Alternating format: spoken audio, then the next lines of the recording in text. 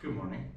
Welcome to day number 15 of my blog, where we talk about how we can make life happier, healthier, and more productive while in quarantine. Today I want to talk a bit about FIRE. If you haven't heard of it, FIRE, F-I-R-E, stands for Financial Independence Retire Early.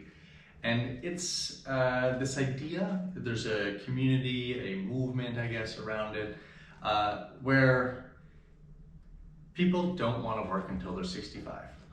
People such as myself don't necessarily want to feel obligated to show up at work every day in order to earn an income. And the idea behind FIRE is that you achieve the financial independence to be able to do whatever you want to do with your time and not necessarily exchange your hours for dollars. There's a wealth of resources out there that can help you learn what you need in order to achieve FIRE. Mr. Money Mustache is a blog which is probably the most well-known and has helped a lot of other people with by providing them with resources so that they also can find ways to save money and invest it and work towards their own FIRE numbers so that they also can delink themselves from full-time employment. I stumbled upon this about 2.5 years ago and have been slowly working towards saving up an amount that I feel will be comfortable to retire on.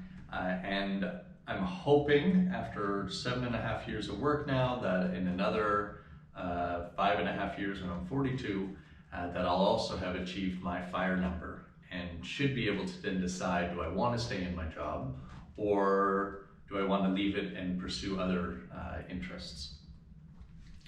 So the retirement early part of this is a bit of a misnomer because it's not exactly leaving your job so that you can go spend the day sitting on the beach drinking margaritas or playing bridge or whatever other retired people do, or at least perceived as doing, but it's to be able to determine what you want to do with your life. So if that's staying at home and taking care of your kids perhaps, or your elder parents, if it's seeing family more often, traveling or pursuing hobbies, perhaps there's some projects you want to work on or a creative element that you'd like to dedicate more time towards, or perhaps just being able to spend your time trying to change the world for the better. I know a lot of people, once they're in their career for a few years, they feel that they want to be able to give back a bit more.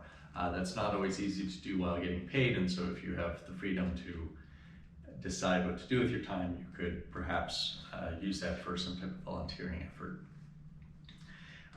Financial independence side of this is a series of calculations that you have to make in order to determine what exactly you need in order to survive off happily every year.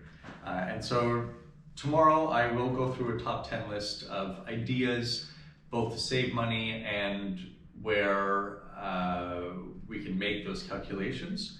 But today it's important to recognize that it doesn't have to do with how much money you make, but what percentage of your income you're able to save.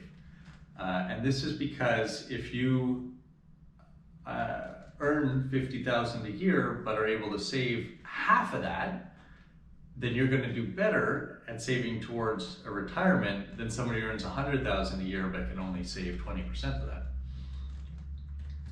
And this is because essentially once you determine what you need in order to be comfortable and happy per year, and so for many people in the FIRE community, it's recognizing that some things that cost more money and do bring them happiness aren't worthwhile in the end because they can be more happy with having less spending per year but more free time.